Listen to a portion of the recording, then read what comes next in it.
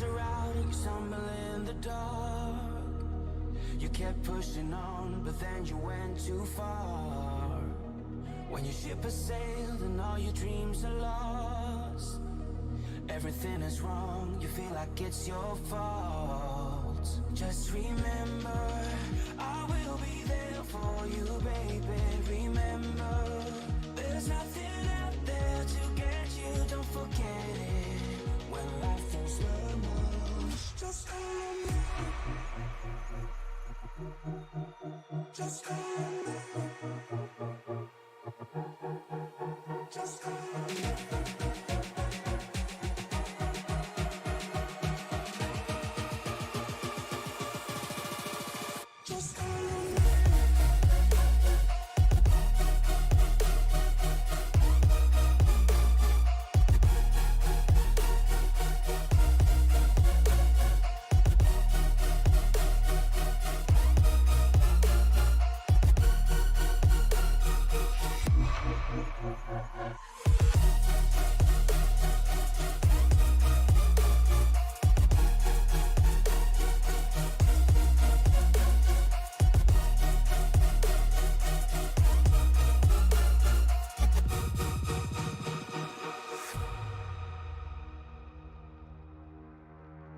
You're stronger now than you ever been.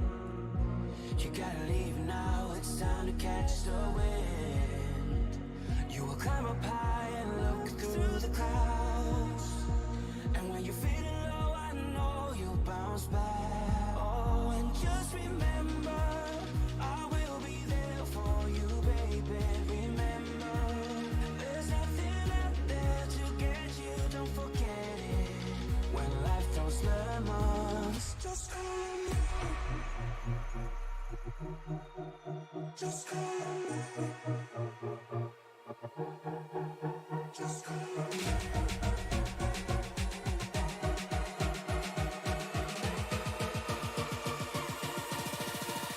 Just remember.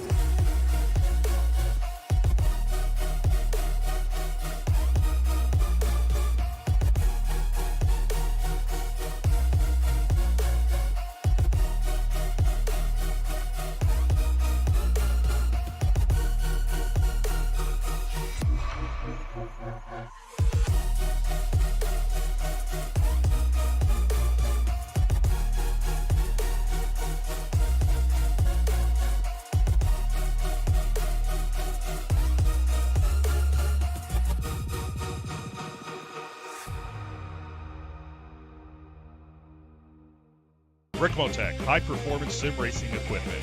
There's only one place to go, Ricmotech.com.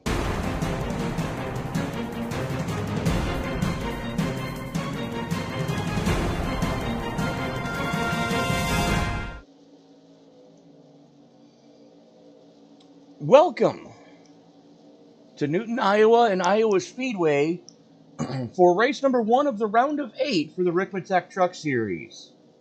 I'm Tony Trapasso, he's David Modispaw, and Dave, we're in for a treat tonight. It's just something about this vehicle and track combination. I enjoy not only watching it, but driving it as well.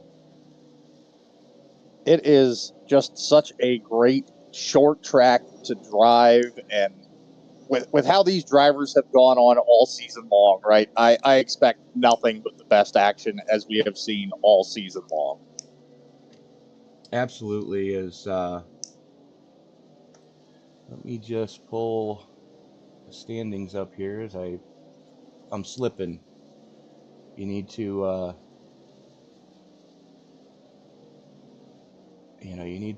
just keep a better eye on me, Dave, because I'm slipping for letting me slip.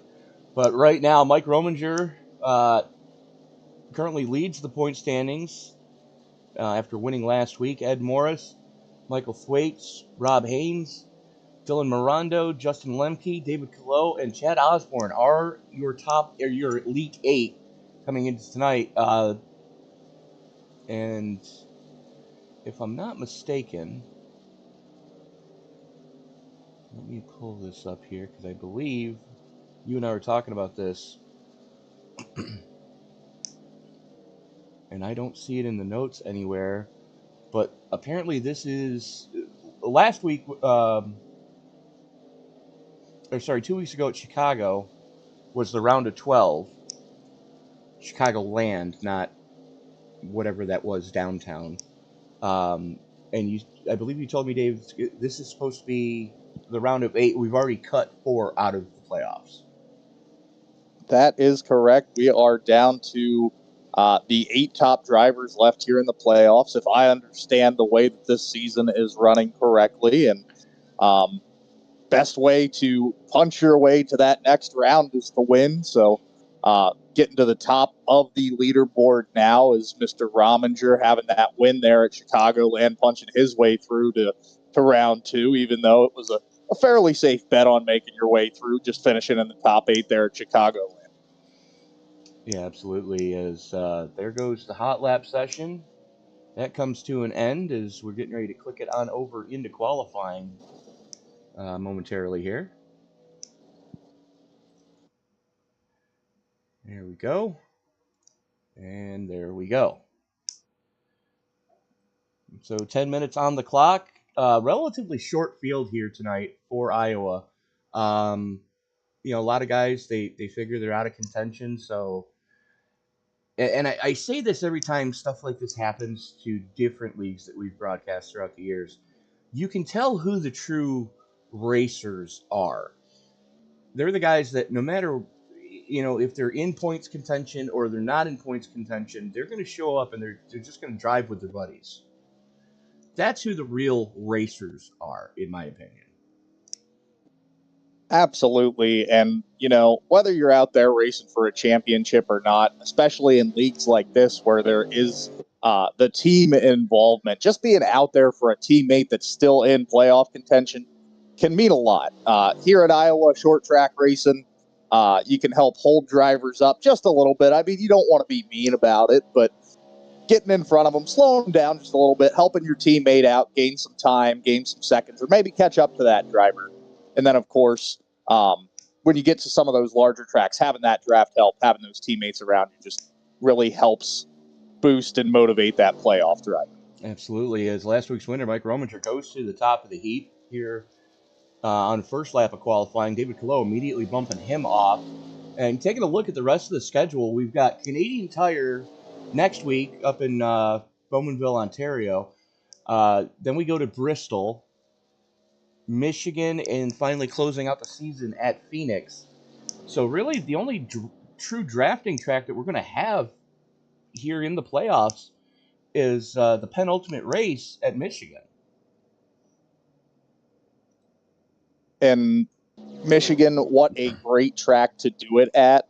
It races so much, in my opinion, like a super speedway. Mm-hmm. Lots of lanes, lots of ways to move around. And I can't think of a better track to really just exemplify teamwork than Michigan, aside from your Daytonas, your Talladegas, where you obviously need that draft help. Absolutely.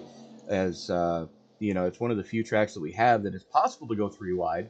Not usually recommended for more than a couple of laps at a time, but you can do it and give each other plenty of room through the corners.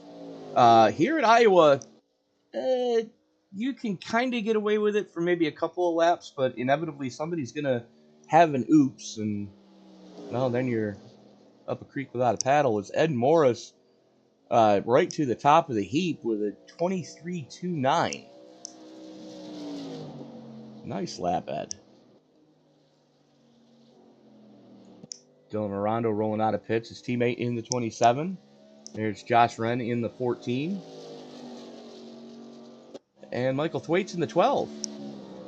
Thwaites had a good run last time out at Chicagoland, too.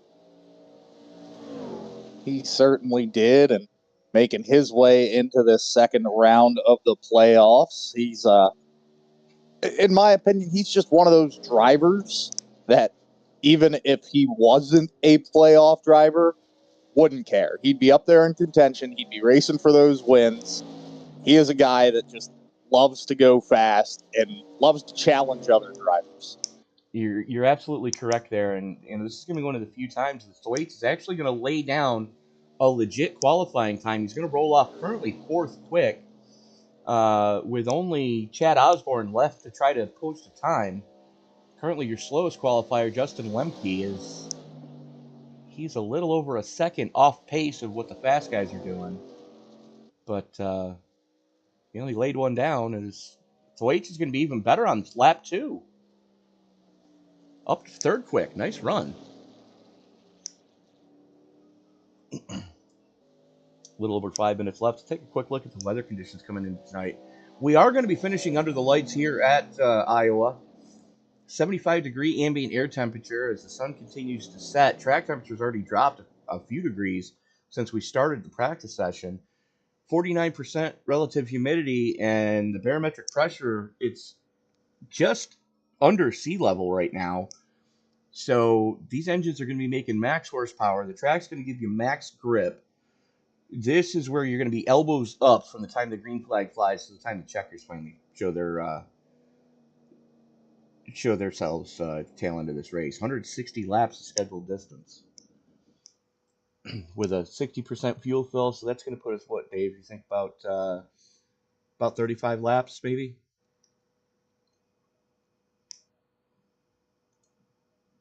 Did we lose Dave? Nope. Sorry. I'm thinking 35 to around 45 laps maybe on that fuel tank. Just was running some calculations here, trying to think through it, especially Gotcha. been a little while since I've been in the trucks.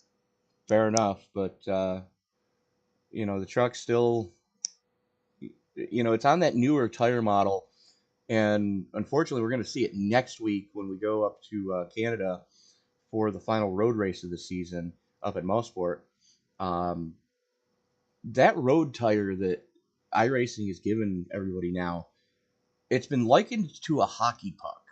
And if you're wondering what I'm talking about when I say that, next time you're at a sporting goods store that sells hockey equipment, go take a look at the pucks and just feel how pliable those are.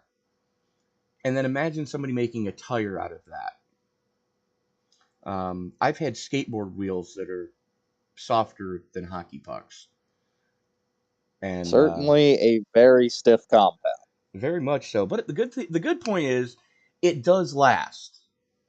Instead of just gradually fading out after like 10 laps and you're out to lunch at that point, you can get a good 20, 25 laps depending on how hard you run it at the opening of the tire run. But anything after that, you're likely to they call it falling off the cliff in a couple other series that we get to do.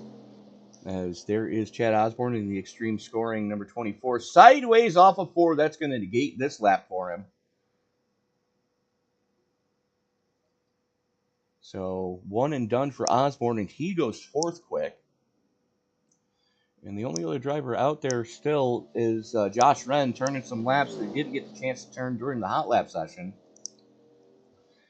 I think I was mentioning to you before we went on the air that there was about a 46 lap difference between the most laps turned in practice and the least laps turned in practice. And unfortunately for Josh, he was late to the party, and he got in right at the start of the drivers' meeting, so no penalties there, but he didn't get a lot of track time in practice, so he's using the rest of qualifying to just turn laps and see what this truck's going to do after, I think he's on about lap 10 or 12 right now.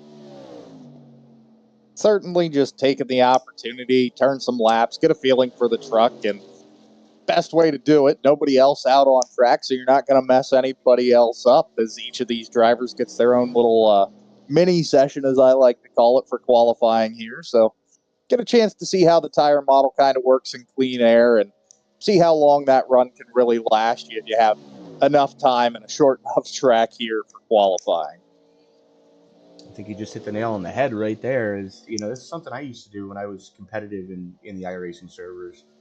If they gave us 10 minutes, I was one of the first ones to post a time, and then I'd just spend the rest of the qualifying session just seeing what the truck's going to do in the run, because you figure with a 23-second lap, you're looking, right around, you should be able to get about 20 laps in qualifying, which is going to give you a good indication of where is the tire wear really going to start to rear its ugly head.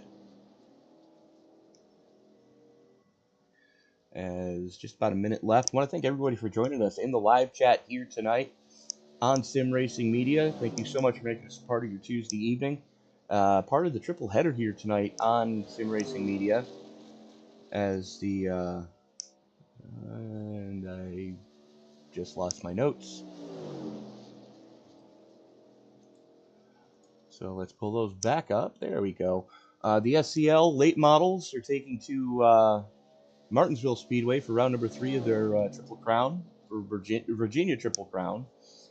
The Jack Dowell Motorsports and Simulators Esports Truck Series, round number 14 at Mid-Ohio. And then, of course, as we always do, the XMS Ricmotech Truck Series presented by Extreme Scoring. And then our nightcap, as we always do on Tuesdays. And Dave, I still am trying to wrap my head around this one, and I used to broadcast the league, but Western States Racing League getting ready to fire off their 50th season.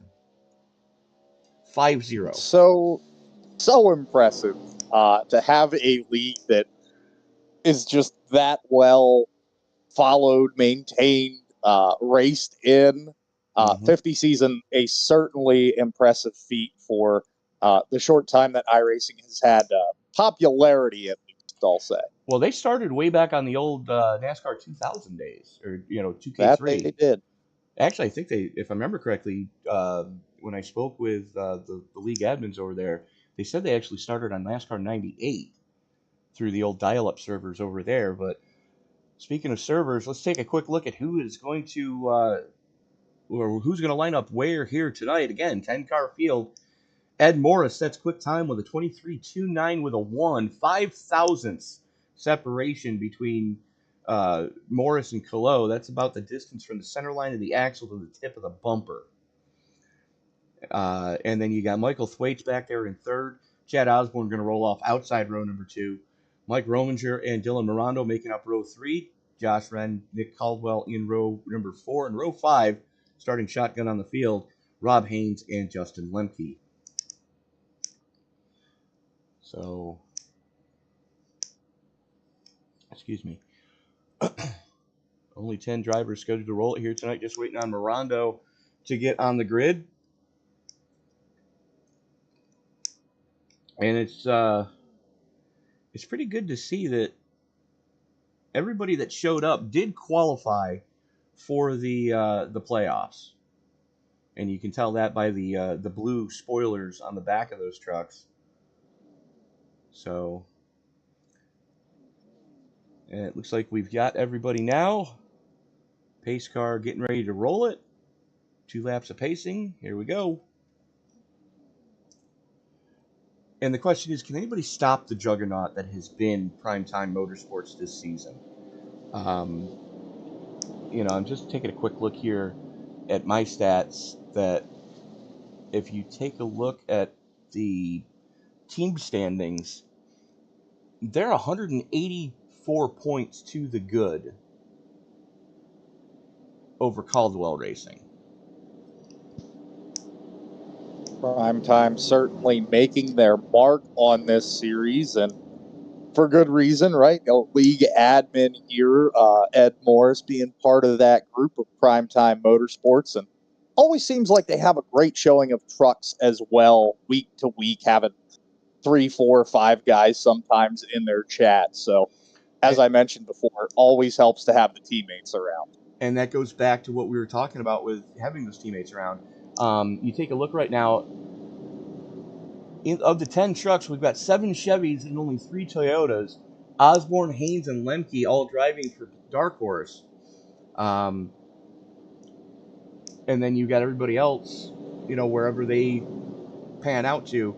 But those primetime trucks, I'm counting 3 right now. So definitely something to see as they bring it down the back straightaway here at Iowa. Beautiful facility here in Newton. As the field works its way through the 3-4 complex, the only thing that's left for me to say is, it's time to wipe the visor and adjust the 5-point harness. Grandma, grab the hamburgers off the grill because it's time to get on in Iowa. Race fans, it's show time!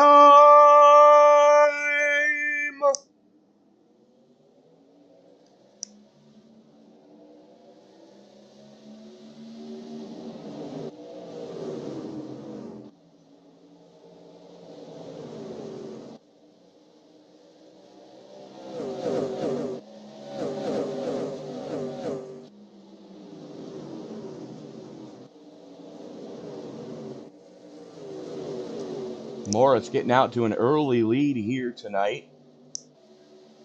Currently showing the way is Kilo and Thwaites and Osborne all right on top of each other back there for second. Kilo and Osborne running the top shelf. Thwaites hanging tough on the low side. And that was his MO at Chicagoland as well. He was one of the few that would dare go down to the bottom lane. And it certainly doesn't feel like it, but here at Iowa, there is a couple of grooves to run. So you'll see those trucks up there in that higher lane, trying to take advantage of getting to the throttle a little bit earlier. But you can run that low line with a lot of success, getting right down on that line, as we're seeing our leader currently do. And then, again, Thwaites getting down, hitting that low line. Now Kilo there in front of him, the 15 machine, kind of copying him, trying to search out some lines, find some speed. But these drivers are going to be back and forth all night long, but you're going to see most of them start moving up to that high line as these tires start to wear out a little bit more. Yeah, and that's the biggest key is knowing when to do it. And you got to time your runs here because the straightaway on the backstretch is so short. You really have to time that run and set it up almost coming out of 4 if you want to make a pass down the back chute. Almost trading paints there coming through the tri-oval. And, you know, this is one of those tracks that really started the progressive banking revolution. And that's something that, you know, they're able to do here is because it's banked just a tick steeper up towards the outside wall, you can let it eat more up there than you can on the bottom side. And there you see it there, Osborne using that higher line to just kind of arc the corner. But right now, the big battle is for third between Thwaites and Kilo as they are door-to-door down the back chute. Door-to-door, keeping it close, having this race. Most of the start here, side by side with that 12 machine, 15 machine, a little bit of the 24 machine mixed in there as well for the 12 machine. But he certainly seems content to stay down there on that low line, even when the opportunity did kind of present itself for him to move up. Just racing his race, running his line, knows what he has to do, and seemingly being able to keep up quite well with these trucks running that higher line.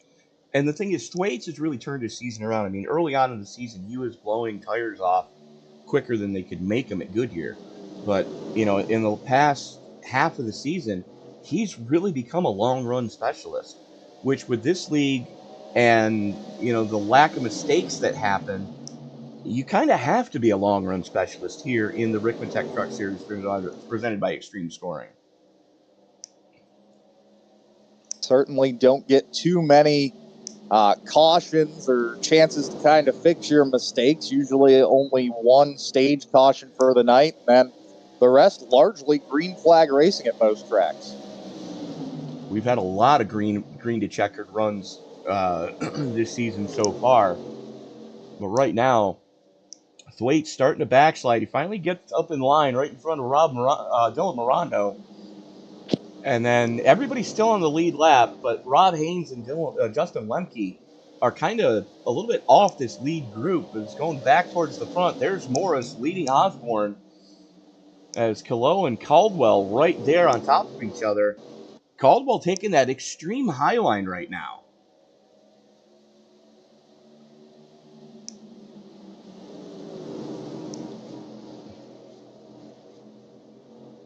And of course, part of it had to do with the fact that Kilo ran him up the track in 3. They're able to stay in line here, coming into 3 this time.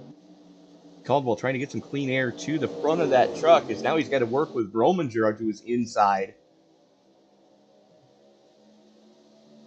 As Rominger picking him up and laying him down right now.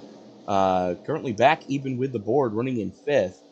Your biggest mover is Caldwell in the 13, currently sits +4.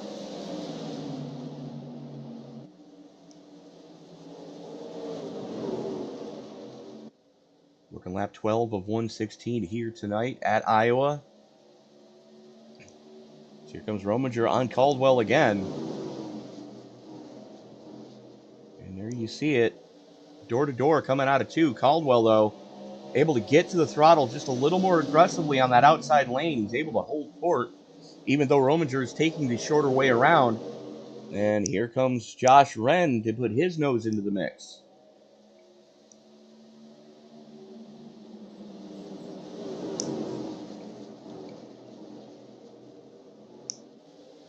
And you got to wonder if you're Mike Rominger right now, you know, do you just let Ren go, or Caldwell go and jump back in line? I mean, still a little bit early here in this tire and fuel run to be really racing as hard as some of these guys are.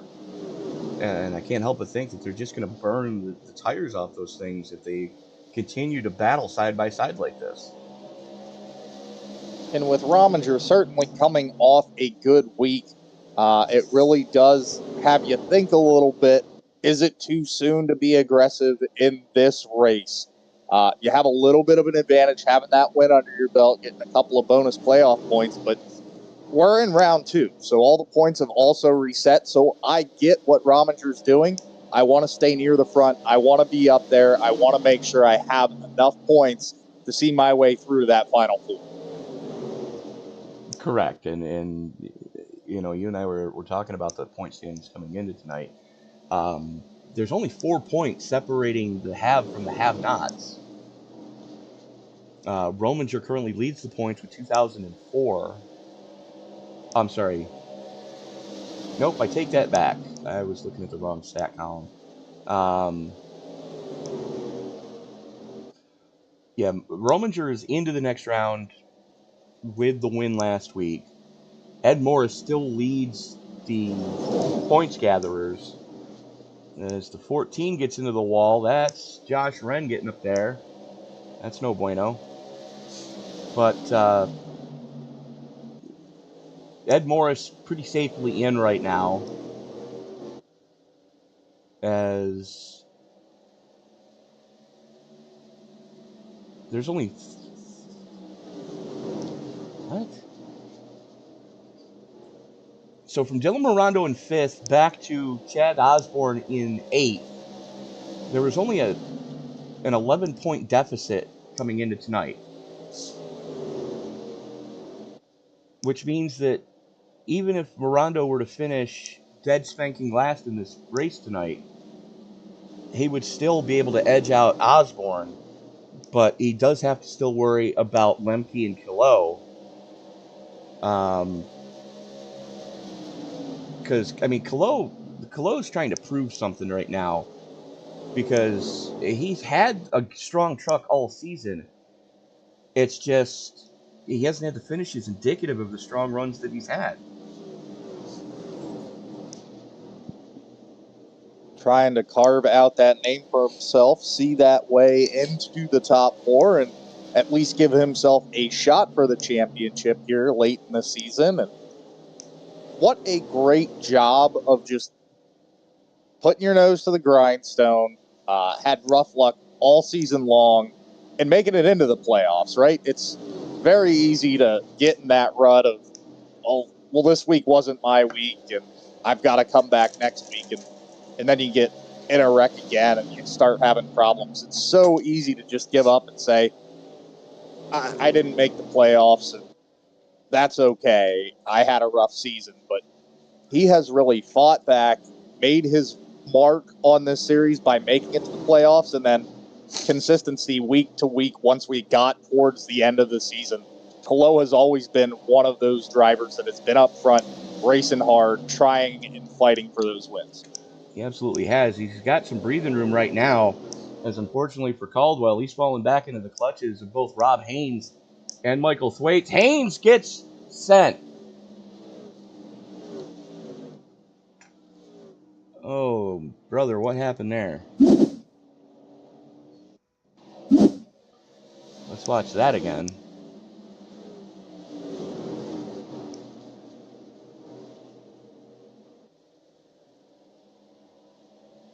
Oh, he got into it with Thwaites coming off of 4, and it took the back end off the 99. He keeps it pointed in the right direction, though. We stay green.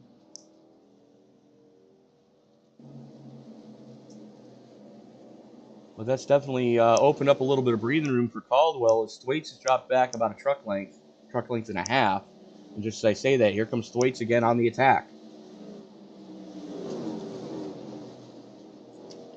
Waits, of course, listening to your advice from earlier, it seems, setting up that pass, coming down that front tri-oval and making it happen through the turn, just diving in and using all he could, hitting those brakes a little late to make that pass down underneath the 13 machine there. Okay, we need to mark this date down on the calendar because you're saying that I was right for once. Certainly is a move that Iowa is known for. Can't get a whole lot of draft coming down the straight in the front tri-oval there, but it certainly does help, especially if you're planning on being a little bit late to your brakes and diving down through that turn. It's Josh Wren, who got into the wall a little bit earlier, now back on the charge, as Caldwell has just fallen off a cliff. He is not having a good time of it right now. As a matter of fact, Caldwell was the slowest truck on track by a lot the last time by, as Murano gets by him as well. Something's wrong with the 13 right now. Of course, running that high line early, you are able to maintain that speed, but you have to question how quickly am I heating up my tires, still trying to make what is a fairly tight turn here at Iowa. So I think he's starting to feel the effects of the tire fall off right now and just trying to manage that truck as best he can, keep going around the track here. So you just hit the nail on the head. As I'm looking at everybody else, and we're only looking at about a second's worth of fall off for everybody except for the 13. He's about it's a second and a half anyways, off of what he was able to turn for a quick lap time. Compared to his last lap time, that truck is toast right now. Those tires are begging for mercy at this point. The good news is both of us were right on our fuel calculations. We should be seeing green flag pit stops happen in the next 5 to 10 laps.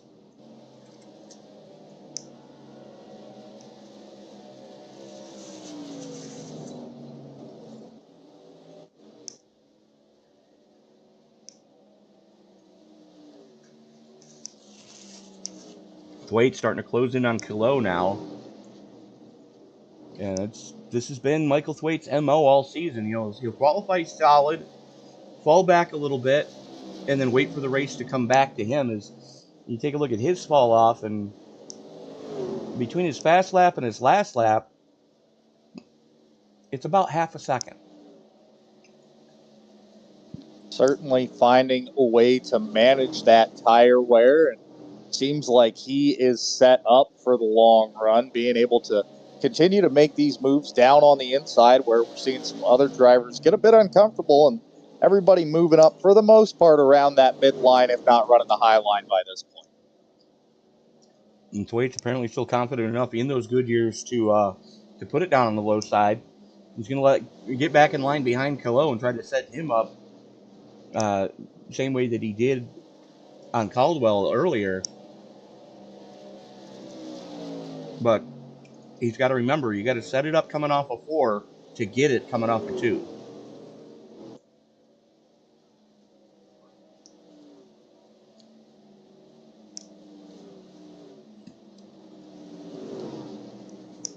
These two Chevy drivers just doing yeoman's work right now. Ed Morris carved out almost a 2 3/4 second lead over his teammate Mike Rominger. There is Rominger, who has just been on a charge as of late. Chad Osborne up into third, in 24, I should say back to third, as Rominger's gotten by him. And Osborne continues to drift slowly backwards into that battle for 4th and 5th between Kilo and Thwaites, as that is about to become a 3-car dance for 3rd place if they're not careful.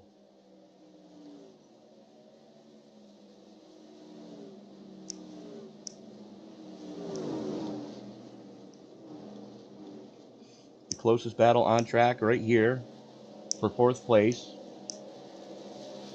Everybody else a second or further apart.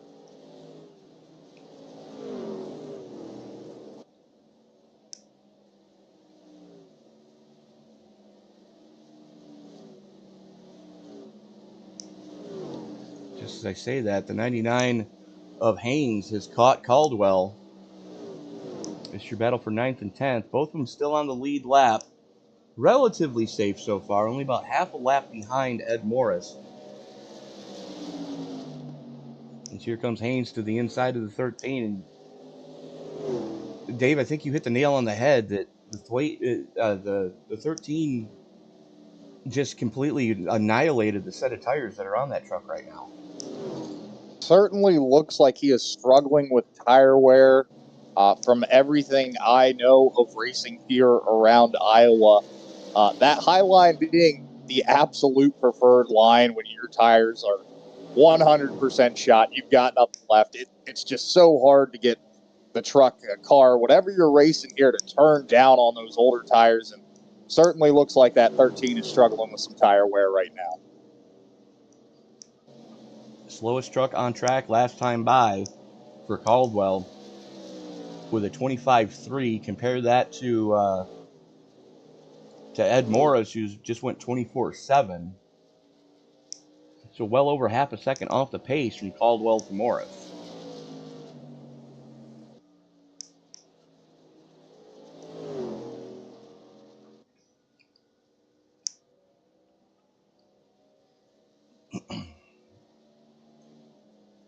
Wade starting to reel in Osborne. Osborne may have gone way too hard, way too soon, as he's now falling back into the clutches of the 12.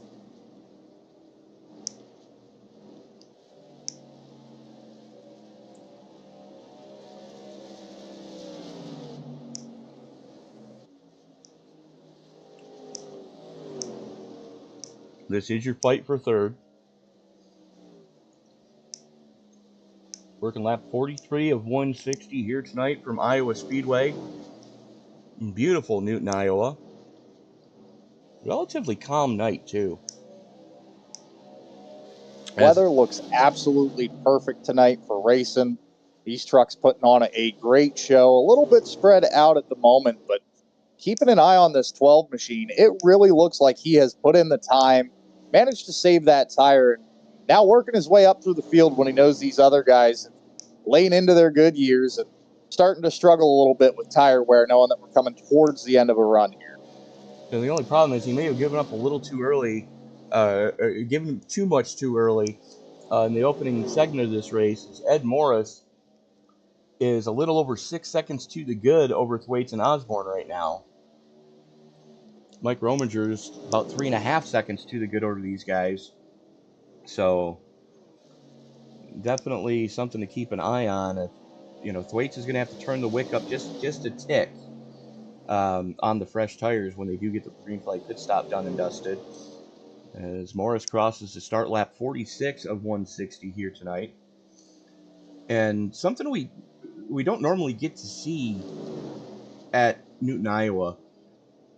Single digit, oh, there you go. Now we're at 10 mile an hour wind. But it's still not as bad as we have seen it from time to time here in the Great Plains. Plains, of course, being a large contributor to some of those higher wind factors, and certainly doesn't help. There's not a whole lot out there to break that wind up, but right now, as I said, a relatively calm night looks pretty darn good for racing out there. Well, at least in Iowa, you've got some other things to take a look at as opposed to, let's say Nebraska. Because I worked for a trucking company that we were based out of Nebraska, and I hated going to the main terminal. Because you're driving down the road, all you see is field, the Beatles waving, field, aliens, field. And it's all corn. You're missing the most important one, Tony. It's Dollar General everywhere. Well, yeah, you're not wrong. If your town didn't have a Dollar General, it had a Walmart. If it didn't have a Walmart, it had a Dollar General.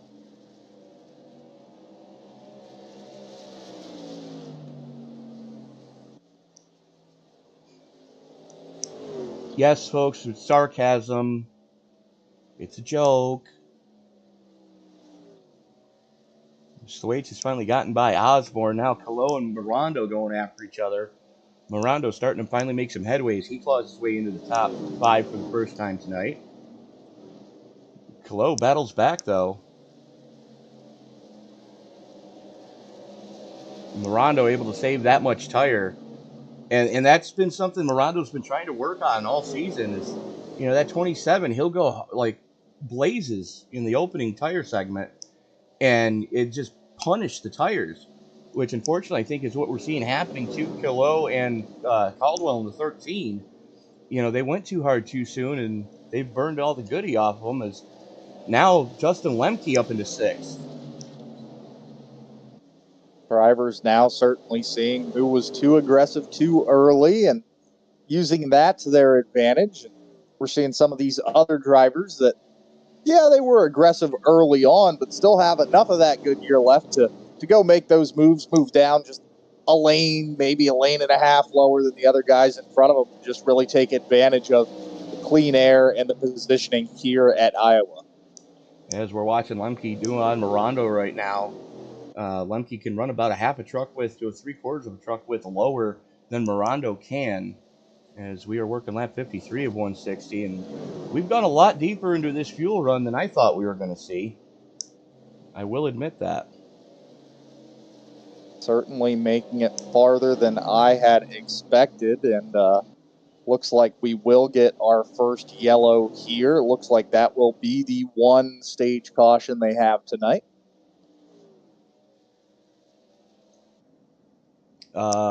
I'm not sure if that's actually for the stage or not. Let's go back and take a look at what happened to David Cololo.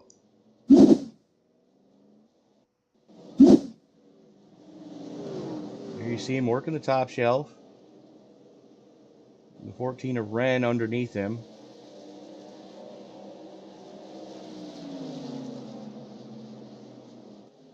Okay, caution's already out at that point.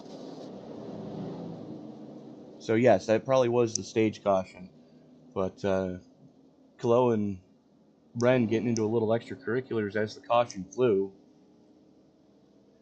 But that's exactly what a lot of these guys needed.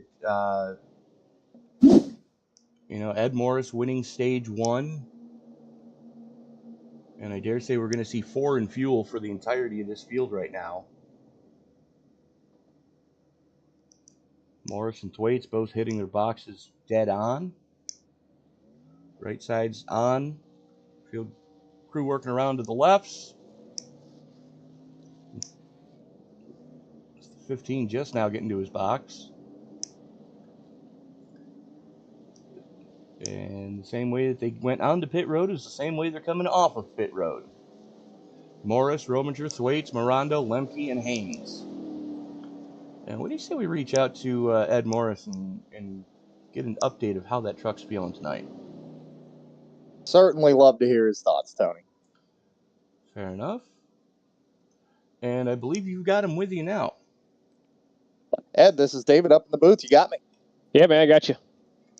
Great win for that stage there. Getting out to a great early lead. How was the truck feeling throughout that run? We saw plenty of drivers struggling with tire wear. Truck don't feel bad. It's a little on the tight side, so you got to just kind of manage the tires and manage your line.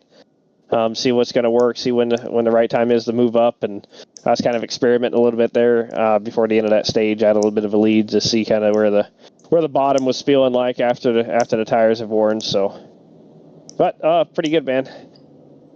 Certainly had some space to do it. Again, congrats on that stage win. We'll let you get back to it as the lights should be out here momentarily on that pace car. Appreciate it.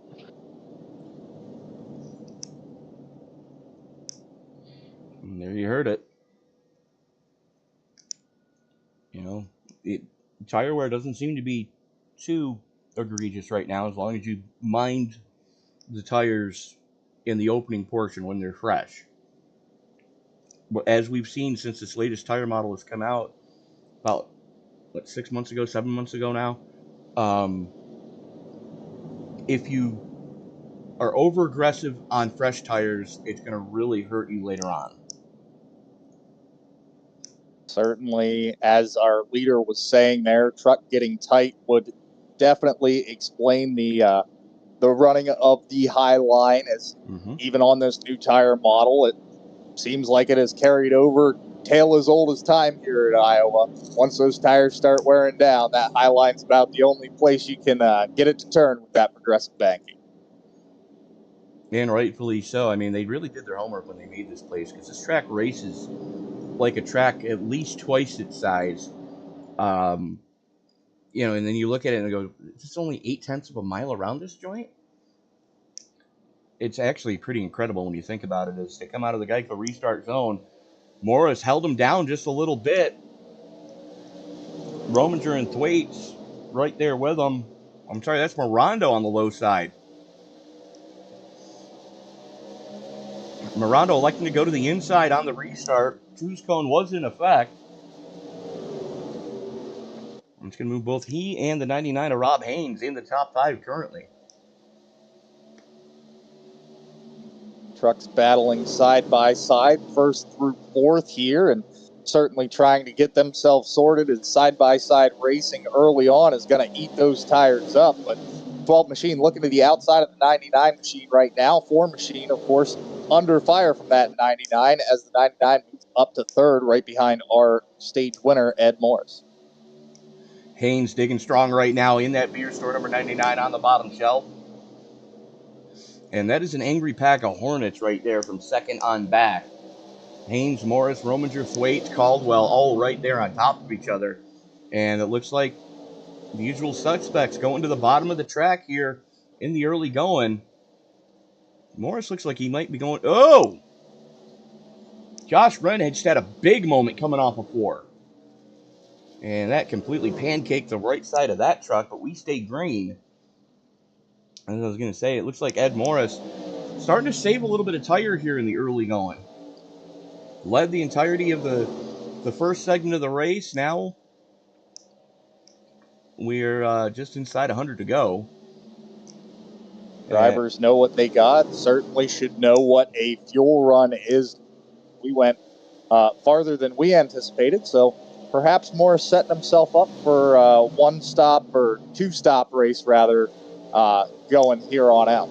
He should be able to make it on one more stop if my calculations are anywhere close to being even in the ballpark.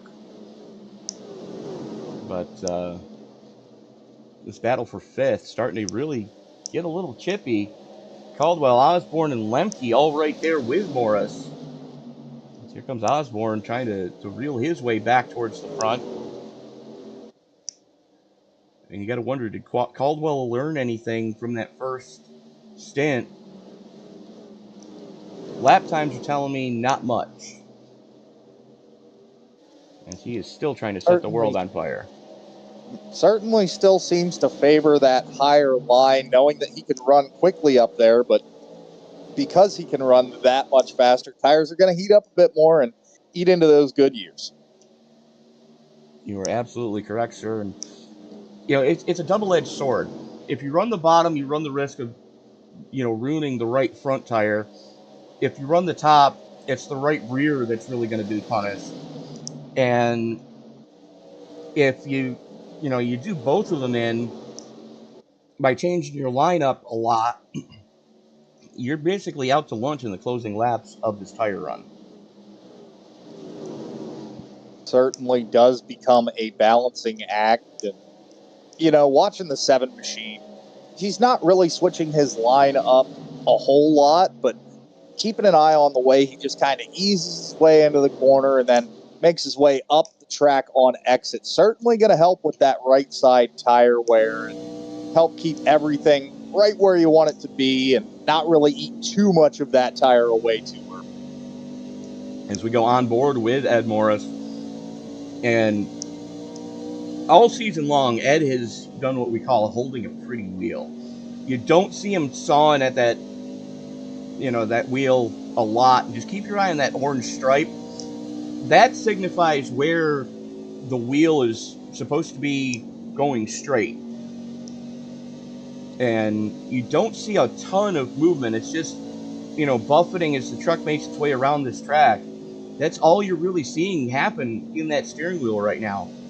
Ed's not sawing at it, but pretty much I can guarantee if we go back and take a look at, let's say, here's David Calo in the 15. You see a little bit more movement. A little And bit. what I equate this to, Tony, is from a driver's perspective at least, watch how far he turns this wheel in here. Mm-hmm. He's fighting with that steering wheel right now. If you went back and you looked at Morris with how smooth his inputs were, he's not fighting the steering wheel. He's simply taking the turn as it is, letting the truck do what it wants to do through the turn, coming back out, getting to straight, and then as he eases into this turn right here, just watch. Nice and easy. Just taking the truck as far as it wants to go, letting the truck do all the work for him. Absolutely. And you can hear it. He starts to unwind the steering as soon as he starts to roll back into the throttle. And he rolls. He doesn't stab off or on the gas. He rolls into it and rolls off of it. We'll go back to Cologne now. And he is still fighting that truck as it does not want to turn. He's already got a wicked push situation. And he has to wait so much longer before he's able to get back on the throttle because of that. Certainly, the harder you try to fight the truck, the more tire wear you're going to have. And trying to get it straight after the turn is going to start to become a real issue as you start wearing out that right rear tire. That back end really wants to start sliding on you. You mean like that? Exactly that right there. And so we got a battle for the lead. Mirondo on the top shelf. Haynes on the low side. This will be... Right now, Haynes is your biggest mover after starting almost dead spanking last. We're under caution. Oh, no. Machine at Codwell there, having a moment coming off of 4, I believe. I saw just a glimpse of it, I think.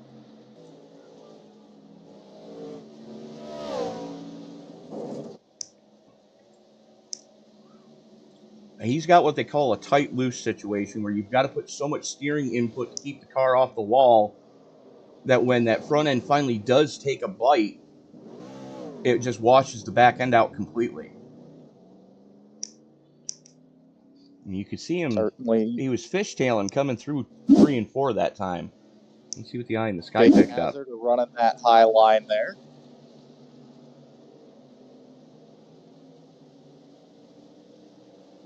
There you see it start to wiggle. Still trying to keep it off the wall. And whoop, around she goes.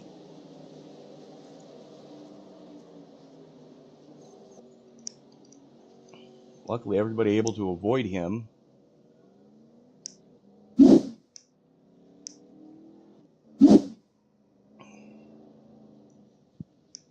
Pretty minimal damage there, considering the amount of time he spent sideways going across the track. So he can be thankful for that, just able to get that corner into the wall rather than the whole side of the truck there.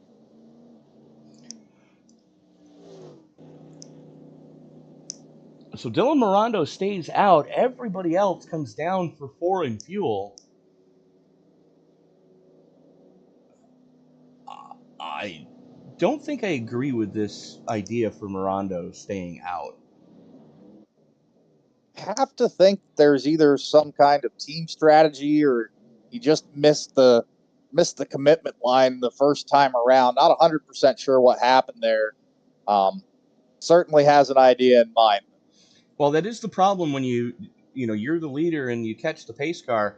If you're right on the bumper of the pace car when that pit road opens, you're not making it to pit road. And I don't care what track we're at, you're not making it. Especially here at Iowa. That is such a hard turn to make as it is.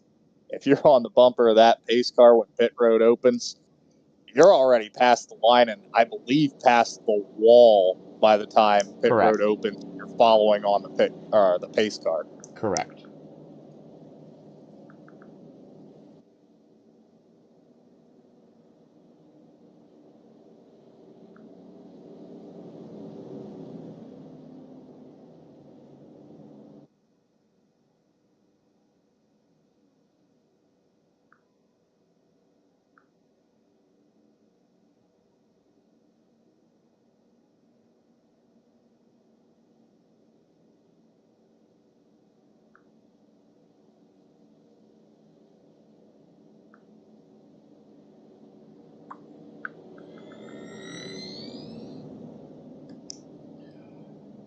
right, so light should be going out on the pace car next time by. Rob Haynes, Mike Rominger, Michael Thwaites, Ed Morris, Chad Osborne, Justin Lemke, David Killow, Nick Caldwell, and Dylan Morondo on your lead lap in 9th. Josh Wren currently sits a couple laps down. He hit that wall a ton after the green flag pit stop there, and he spent quite an amount of time on pit road trying to get that vehicle fixed. Currently sits 4 laps down. But all in all, pretty solid race so far, Dave. Pretty good race so far. That 14 team taking some extra time, making sure that getting those repairs right, trying to get that 14 machine back in contention here. If there is a couple more cautions, give them a chance to get those wave arounds and get back on the lead lap.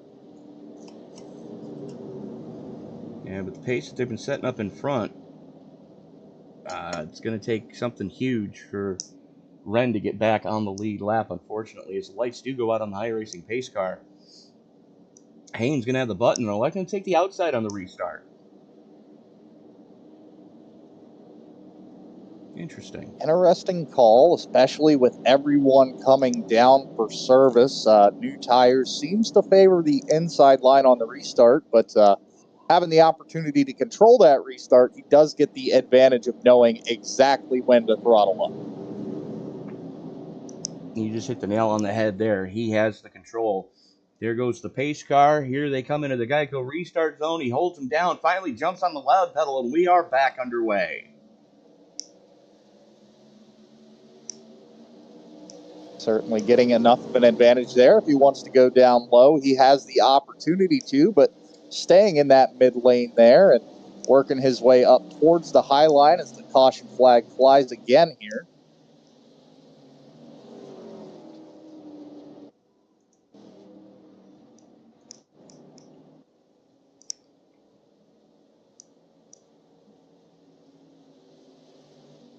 I don't have it.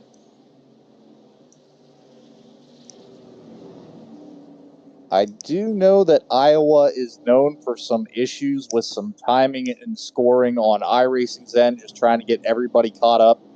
Could be race control, just wanted to make sure everybody was in the right spot, make sure everything is back to a good reset, and get these trucks back running as soon as we can. All right, then. At least they waited till the backstretch to throw the caution.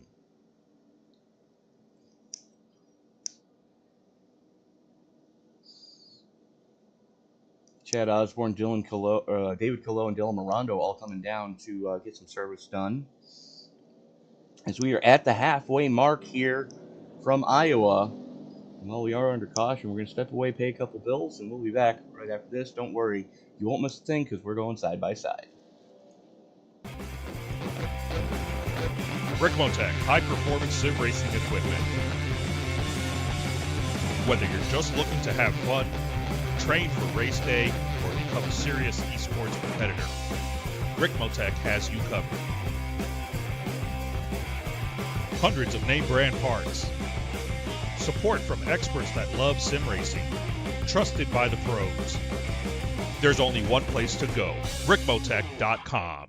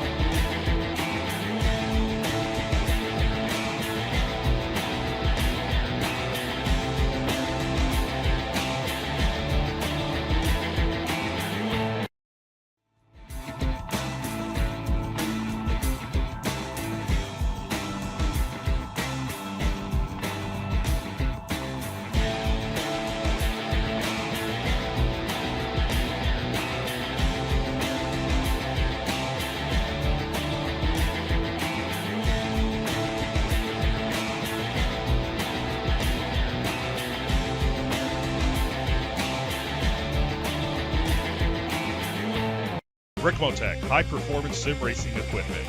There's only one place to go, Ricmotech.com. The search is over.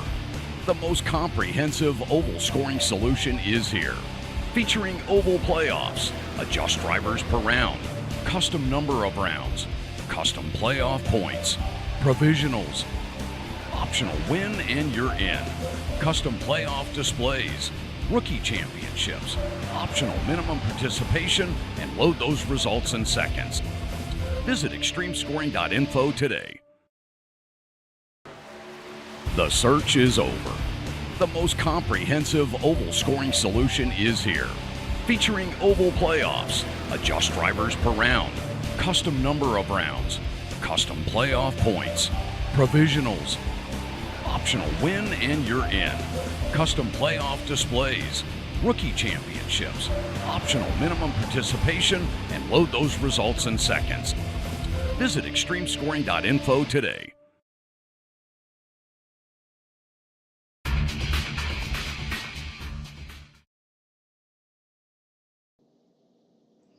And we are back as the lights are getting ready to go out on the iRacing pace car here. Rob Haynes electing to take that outside lane again. Is everybody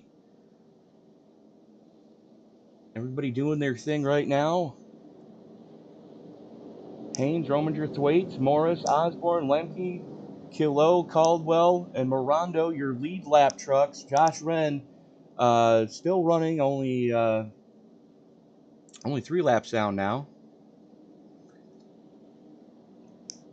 Haynes certainly must have liked what he saw there on that restart, so electing for that outside line again with Rominger to the inside. See if Rominger can get a better read on when the 99 machine is going to take off this time.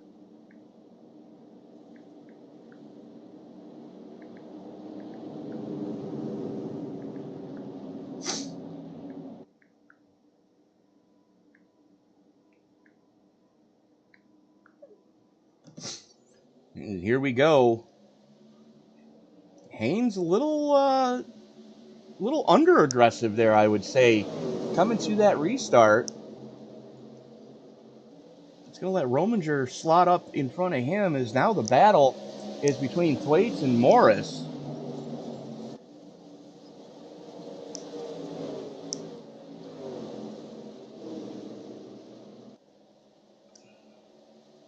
Somebody was just creaking and cranking down the back straightaway there, but we're going to go back up in front here, as now Rominger works the inside.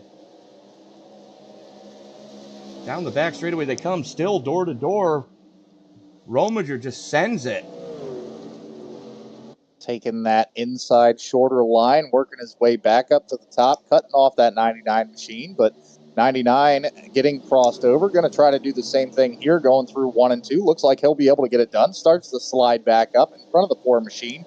Now looking to his inside and certainly battling up through the field here. That poor machine making up some spots. That 99 machine, our biggest mover so far tonight, +8. 99 is +8, but take a look at the lap Rominger just turned back on lap 86. 23.392. That's moving. That's 0.2 quicker than anybody else has gone tonight.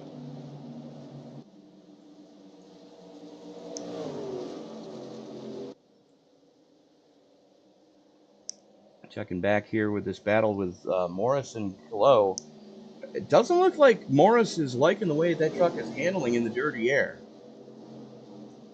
Certainly doesn't seem quite like himself. Seeing him drop a couple of spots here and try to figure out what's going on with that truck. Could be some handling adjustments or something he made during those pit stops. Just not sitting quite right with that number 7 machine. Definitely very uncharacteristic from that team right now. As the 15 at Kilo gets up into the rough stuff up on the top side, it's like driving a pogo stick through 1 and 2. That's going to let Morris get to him.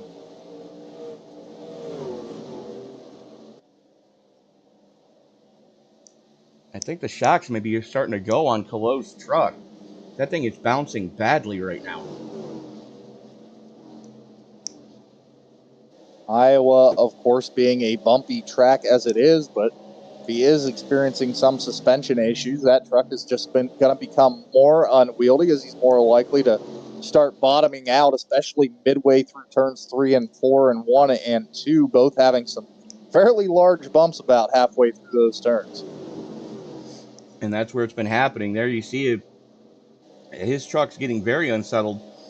You compare that to the two trucks around him as Mirando bangs the wall coming off a 2. The other two Chevys, the one in front of him, the one behind him, those are pretty smooth sailing through those bumps. Something's wrong with the shock package on Colosse 15. And it's not something we get to see a lot here in iRacing. But he's hanging on there. I mean, that's yeoman's work right now to hang on to that truck, let alone still be competitive. That's Mirando, Morris, and Colo all battling it out for 5th. Certainly watching these trucks beat and bang their way around this track here, to me, that 15 machine just looks like it's sitting low in general, even down the straightaway. So have to say that either he and his team made an adjustment that was just a little too far, or there was some damage there from possibly a previous race if they were using this frame. That's a good possibility, and I've seen that happen too many times where, you know, you run a different car at, you know, this is our, you know, 1 mile car, this is our, you know, short track car, this is our high banked car, and you tweak it at one of the other races, you put the same setup you had the last time you were there, and the truck's completely out to lunch. And God forbid you have to clip the car, and it's put entire from the firewall forward or from the cab back. You know, you have to replace that on a car, and forget it. That vehicle is never going to run the same way it did before. Checking back up here in the front, Haynes still continues to show the way, and something just happened to Nick Caldwell. Looks like he had problems getting onto pit road. Let's take a look at what happened to the 13 here.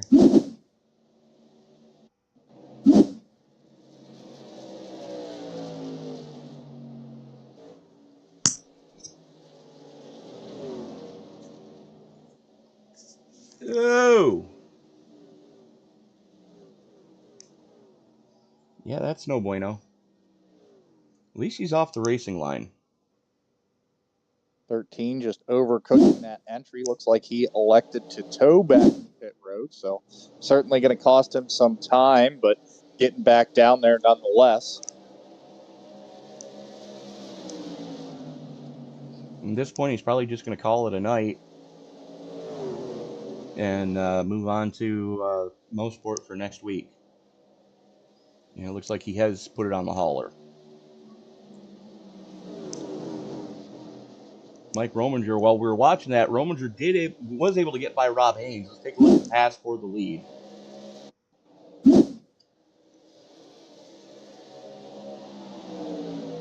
Looks like he set it up coming off a 2.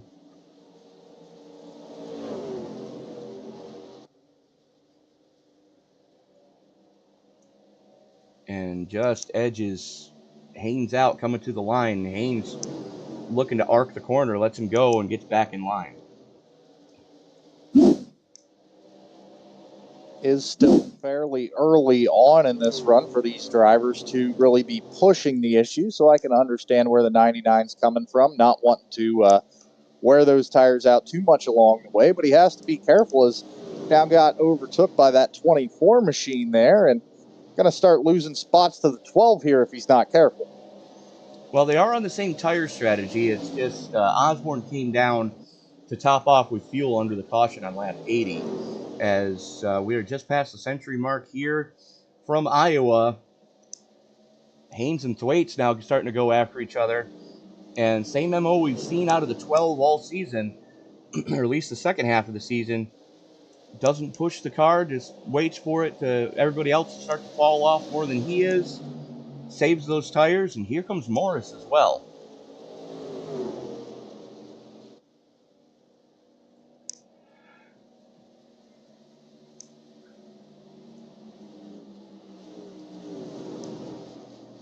So with a little bit of a lull in the action, we are going to step away, pay a couple more bills, and we'll be back right after this. Don't worry, we're going side by side again.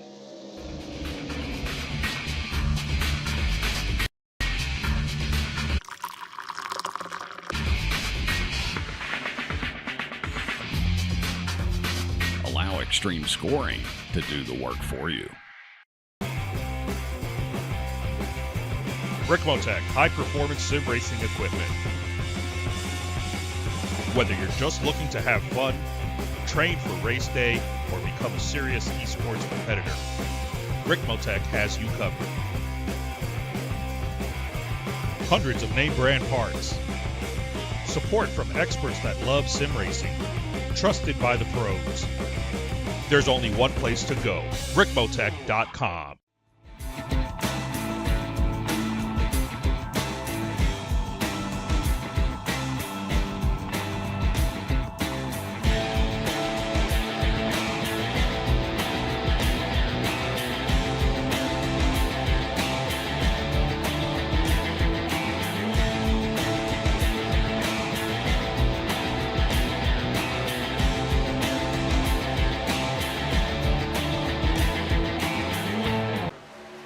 The search is over.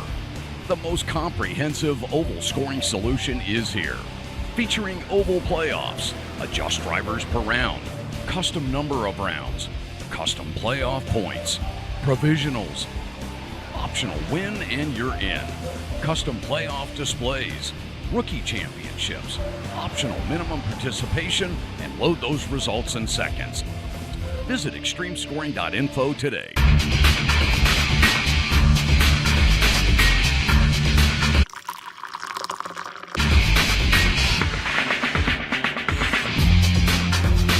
Allow extreme scoring to do the work for you. Ricmotech high-performance sim racing equipment. Whether you're just looking to have fun, train for race day, or become a serious esports competitor, Ricmotech has you covered. Hundreds of name brand parts. Support from experts that love sim racing. Trusted by the pros. There's only one place to go, Ricmotech.com.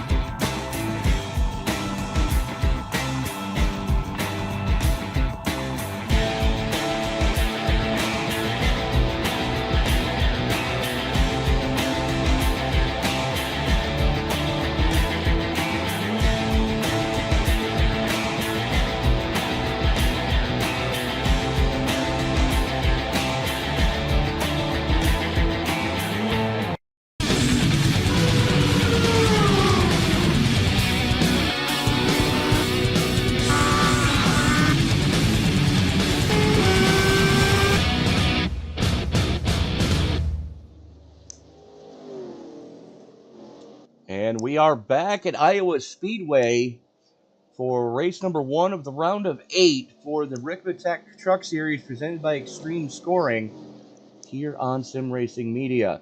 I'm Tony Trapasso. He's David Motorsport. Thank you so much for making this part of your Tuesday evening. As just about 5 minutes away now from the 4th race of the night here on Sim Racing Media, getting ready to kick on off here. 10:05 Eastern is going to be the season opener for the Western States Racing League, season number 50 from Kentucky.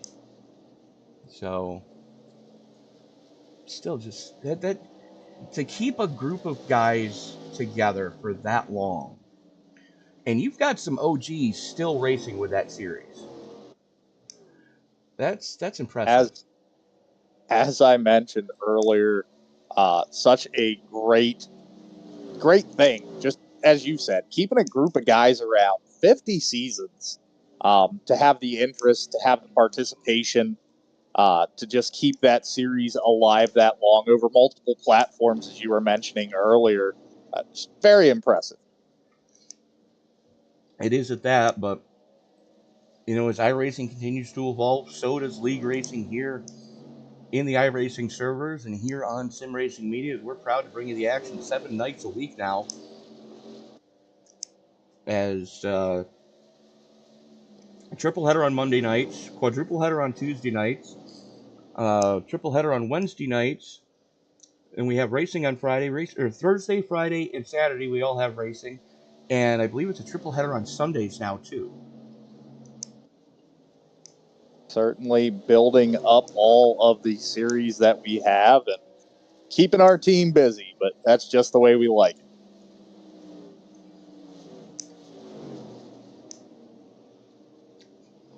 And if you too would like to get into broadcasting, you can reach out to Sim Racing Media on our Facebook page, Sim Racing Media,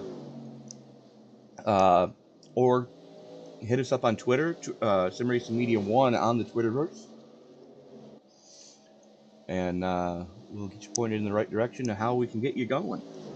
And we'd love to have you folks join us as part of the broadcast team, as Michael Thwaite's bringing it pit side now.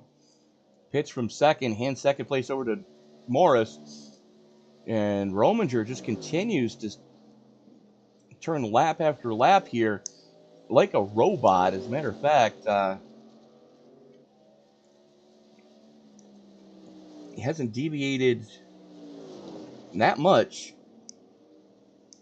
just a tick over a tenth of deviation in the last 5 laps for Morris. Taking a look at Rominger here, he's even closer, less than a tenth. Certainly enjoying the feeling of that truck right now. Has himself a good lead at the moment, about 2 seconds over our second place contender of Morris, who is now looking for pit service. Looking like they're going to be making their money stops here and certainly trying to find the right time and how much of that gap can they eat into here, as they know that the 4 machine still has to come down, get his service. Morris comes a lap early. Rominger comes down to cut off that undercut. Lemke looks like he's going to stay out another lap. We're under caution. Certainly not what these drivers wanted to see at this point in time, especially the 4 machine just making his way onto pit road as that caution came out. But Lemke getting the nice advantage here, and he'll get a chance to come around and get his service and not lose too many positions, as long as these guys don't do anything too crazy. I'm just trying to see if I can figure out where it happened.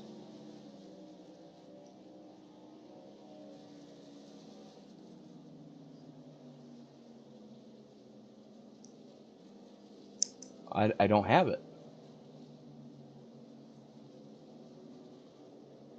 Certainly not seeing it.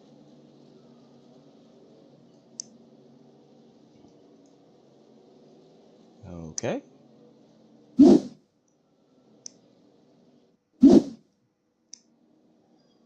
So that gives Justin Lemke basically a free pit stop.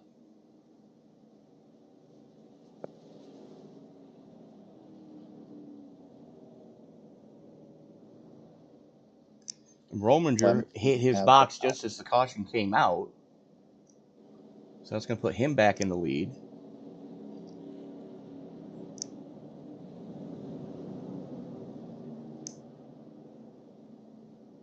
If we weren't before, we're definitely within you can make it from here territory now. And I am terribly sorry, ladies and gentlemen. I don't have where that caution flew.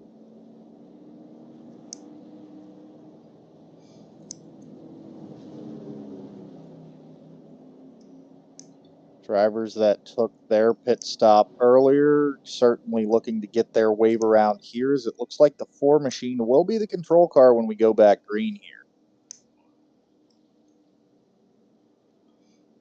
Dylan Mirando giving up that free pass. to bring it back down pit side. It looks like he only took 2 under the green flag pit stop, and apparently that was not what he was looking for as a field for that truck.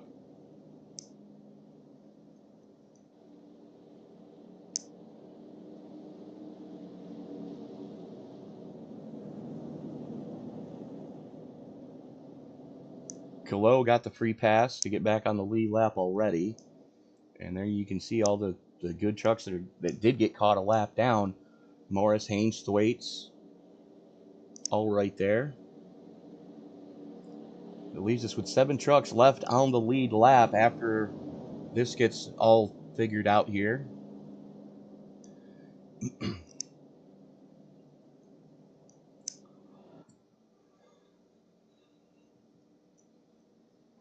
And I'll tell you, Rominger's got the lucky horseshoe somewhere, because he had just hit his box when that caution flag flew. Hit it at the exact right time. Of course, had a nice gap built up so that he could make that stop and not pay too many consequences. And of course, Lemke also being a big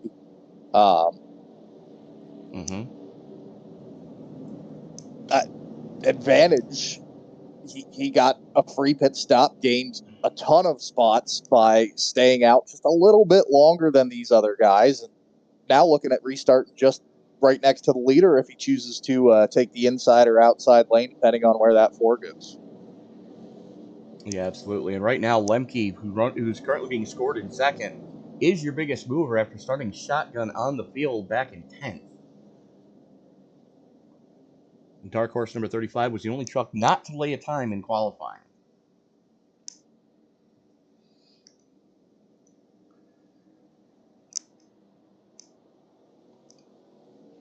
And here we go. Rominger electing to take the inside. Lemke goes to the outside. Osborne drops in behind Rominger.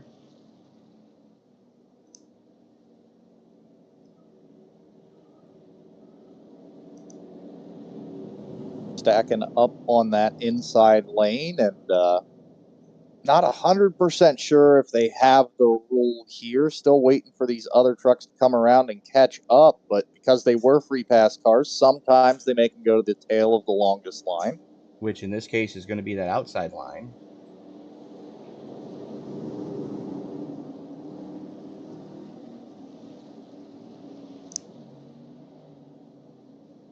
Dylan Mirando, unfortunately, trapping himself a lap down here after pitting. Pace car is in. Rominger brings him into the Geico restart zone, jumps on the loud pedal, and we are back underway. Working lap 128 of 160 here tonight from Newton, Iowa.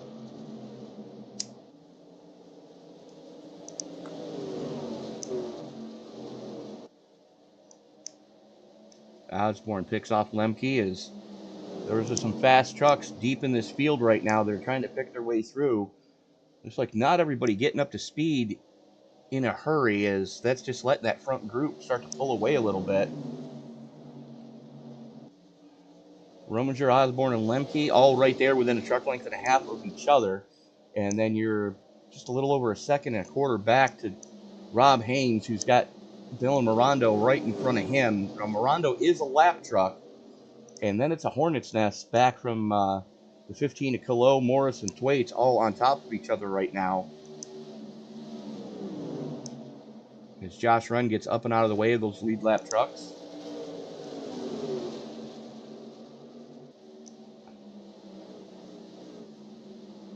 $30 laps to go next time by. This is where you put them up on the dash and let it hang. That 4 machine certainly taking no chances, just laid down the fastest lap of the race, not this last time, but the lap before that, 23:31, improving on his time yet again. Just proving how fast this 4 machine can really be here at this short track. And then backs it up with a 23.38 and a 23.35. Some of the fastest lap times of the night have come out of that 4 camp. But Chad Osborne, not too shabby himself. Take a quick look at what Osborne's turned out. 23.46 for his fast lap of the night that just took place. And he's been in the 23 since he came down for service back there on lap 123. Pushing these trucks as hard as they can and certainly trying to build up that big lead, seeing these other trucks behind them, of course, having a little bit of a gap and some breathing room. So try to run away early here if they can and hope that the tire wear doesn't bite them too hard, as these trucks behind them have been known for those longer runs. They have it that, as Haynes has gotten by the 15 of he's gotten by the 27 of Morondo, as have Kilo and Morris. Thwaite still mired back there as he just got by. Josh Wren has gotten by Morondo, but Wren is still a few laps down. The only retirement to speak of is Nick Caldwell in the 13. He put it on the hauler early after only 95 rotations around this place. Right now, Morris giving Kilo a lot of pressure. That is your battle for fifth. Now, Morris can give up a couple of points, but he doesn't want to give up too many, as he's still trying to point his way into the championship right now. Drivers certainly trying to figure out their strategies, understand how far ahead of these other drivers do I need to be, how do bonus points calculate in, and all this math happening as this race is starting to wind its way down, and just trying to figure out how many points ahead of this guy do I need to be, how many points behind can I be. Makes for some exciting racing watching these guys try to figure it out, and of course, battling for spots while they do it. Yeah, absolutely. Ed Morris, your regular season champion. Most wins on the season with 4. And the next closest are going to be both Mike Rominger and Rob Haynes with 2 apiece.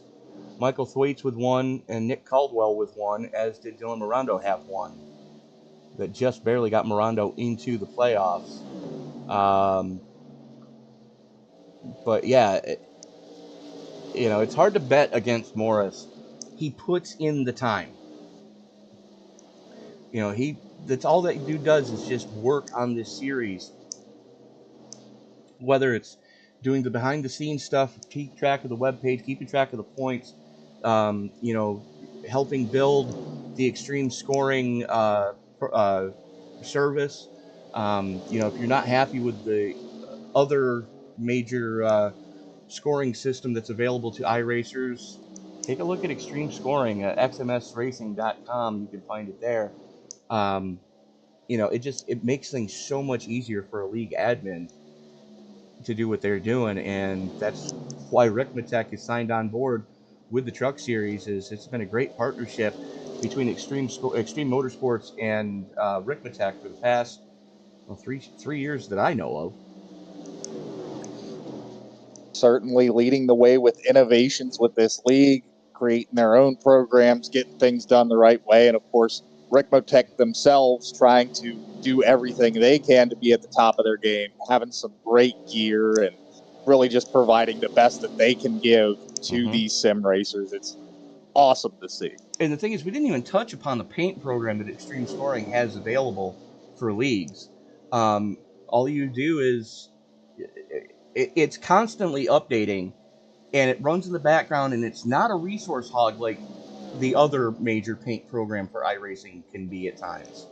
And if you jump into the session with the wrong paint scheme, it's nothing to be able to change that. It's one click of a button for the driver only, because the section that I've got up here on my end to view these paint schemes, if anyone in the session updates their paint scheme, even if it's in the middle of the session, it automatically updates it on my screen. And it's so user-friendly. It's scary. If this is what we have to look for with computers helping us, I am all for worshiping our AI overlords in the future.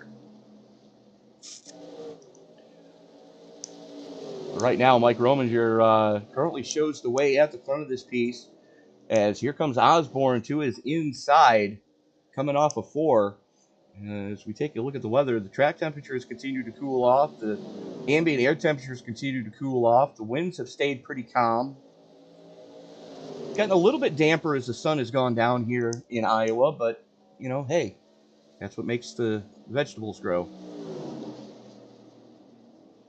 These two drivers certainly showing they have what it takes, keeping close together since our restart here. And 24 machine of Osborne still trying to find an advantage, set up that 4 machine for a pass coming through one of these turns. Yeah, they've stayed right on top of each other as they pull the gap now. As Ed Morris has moved into third over Justin Lemke. Ed is 3 1/4 seconds back, and he's going to have to charge it the last 15 laps here if he's got any hopes of reeling in Osborne. Certainly has his work cut out for him, but with that 4 and 24 machine battling, it is not impossible to make up this time. So he just has to keep an eye out of that windshield while that 24 machine maintains that gap.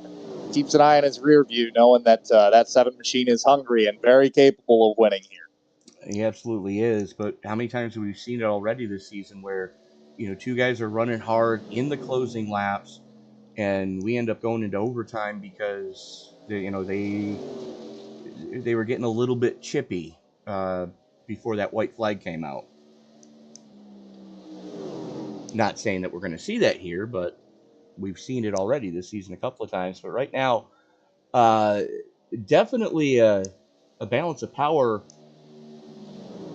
plus on this race going on right here. Rominger's Chevy leads the Toyota of Osborne. Morris's Chevy leads Lemke for third and fourth, the Toyota of Lemke. And then you've got two Chevys of Thwaite and Kilo, and then the final Toyota of Rob Haynes back there in seventh. And, he's holding strong, but here comes that Toyota of Osborne. Looks to the inside, coming into one. He's got Rominger thinking now. 4 machine trying to hold on to that lead with all he can. Wants to go back to back and try to shut out anybody else getting that free pass to the next round. And certainly doing a great job of it at the moment, keeping that 24 at bay. Yeah, this would be his, I believe, third win on the season if he's able to pull it off here tonight, as we are 10 to go. Rominger and Osborne just continue to put on a clinic here tonight. They've stretched the lead over Morris now to 3.5 seconds. And I guarantee you, both these guys, if they have anything left, they're using it up right now. Outlook seeming bleak for that 7 machine to make up a spot, try to earn his way to the win, but certainly still a possibility. A little bit of time left here as that 24 and 4 machine keep searching around, keep trying to find lines and try to find the advantage one over the other here, as it looks like that 4 is pulling away just a tiny bit here, as that 24 machine might have burned it up just a little too early here. Oh, we take a look. Yeah, he was 24 thousandths to the good on the last lap. He gained 16 thousandths the previous lap, so he started to just edge just ever so slightly away. But then again, it could be Osborne backing up to try to get a run on him and get that truck into some clean airs. We are now 7 to go. And by 62 thousandths that time, Rominger continues to extend that lead just ever so slightly. It's now about a truck length and a half of separation between the two of them. As checking back in here with last week's podium finisher, Michael Thwaite. He's currently doing battle with Justin Lemke, as that is a slugfest for fourth and fifth. Doing everything he can to keep his playoff hopes alive, hoping to get just that extra point or two that he can make up here, and getting it done by the looks of it over Lemke for now. But Lemke looking to the outside, trying to find any speed he can to get past that 12 machine and stay in that fourth place spot. Well, Lemke tried to stay with Rominger and Osborne for as long as he did. I think he may have burned his tires off, as we are now on the handshake lap, 5 to go. We're still watching this battle for fourth, as it is our closest battle on track. The battle for the lead has kind of died off, as it's now over half a second to Rominger. There you see the gap, as we're now 4 to go. Drivers now seeing the writing on the wall. Not much left in this one as Osborne continues to lose time to our leader. That 4 machine seeing that 24 getting smaller and smaller in the rear view, doing everything he can right now. Just hit your marks, keep it clean, and we'll be in victory lane here in a few laps. And this is what it's like looking through that rear view mirror on Romanger's number 4, 3 to go. And all he's got to do is just hit his marks for just now coming into 2 more laps as we are about to be popsicle sticks in the air.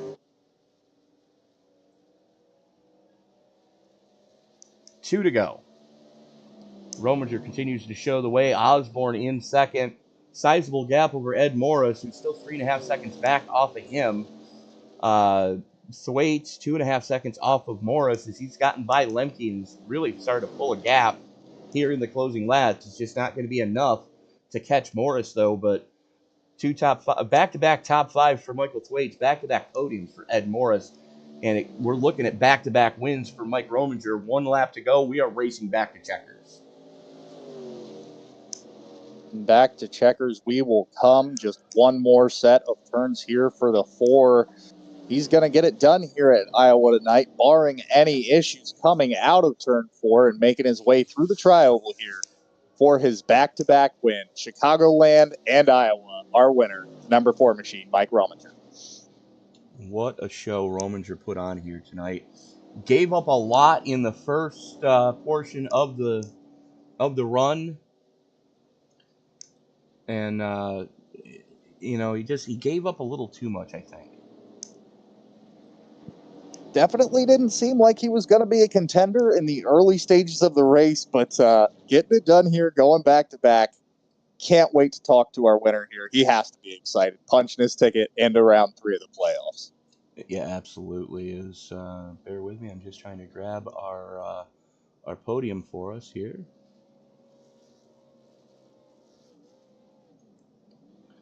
Do we not have... Apparently we do not have Chad Osborne.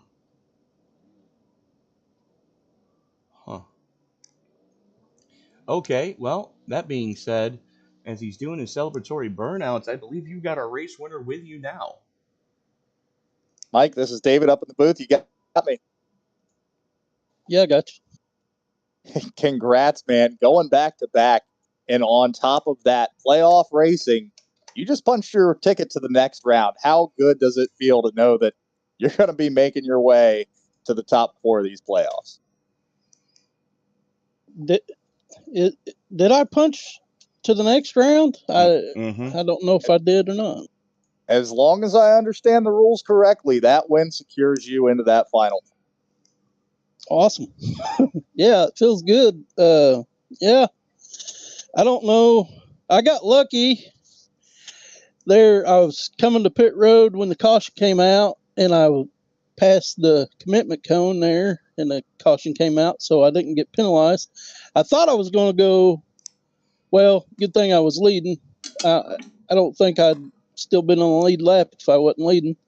I just went ahead and pitted, and I got lucky. I think it's a crapshoot right there. You don't know if you're going to be on the good side or the bad side of that situation. So I was lucky on that. So, yeah, I think that had a little bit to do with me getting the win tonight.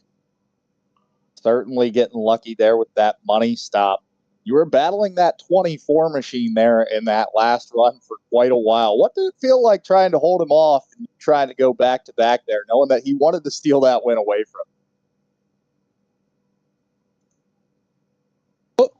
him? We've always raced pretty good, so, I knew he wasn't going to push up and, rough me up or nothing. So, yeah, I'm sure glad he didn't, and, yeah, it was fun racing Chad there. Me and him have some good battles every once in a while. So, congrats again, Mike. Has to feel great. Want to give you this opportunity for some thank you sponsors and shout outs before we let you go celebrate that win with your team. Yeah, I'd like to thank you guys for putting on the show every week. getting us out there anyway. And Ricmotech for sponsoring the league, all the admins, Ed for what he does, and Rick Donathan for owning the league, and everybody down in Prime Time. I thank them a lot. All right, Mike. Congrats again on the win. Thank you. And being as we don't have Chad Osborne here, we're going to go right to our third place finisher, Ed Morris. Ed, all things considered, you can't be too disappointed with back-to-back podium finishes here in the first 2 rounds of the playoffs.